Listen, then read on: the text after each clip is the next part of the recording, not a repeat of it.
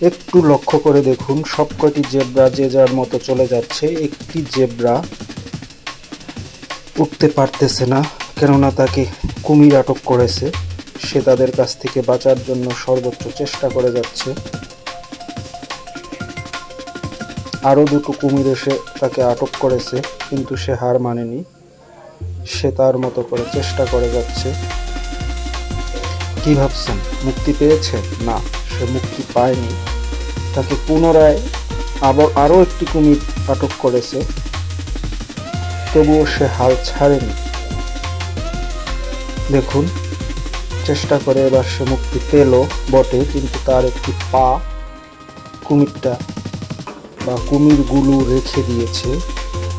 হয়তো এই যাত্রায় প্রাণে বেঁচে গেল, কিন্তু সুস্থ স্বাভাবিকভাবে আর বেঁচে রইল না, সে পড়ে গেল।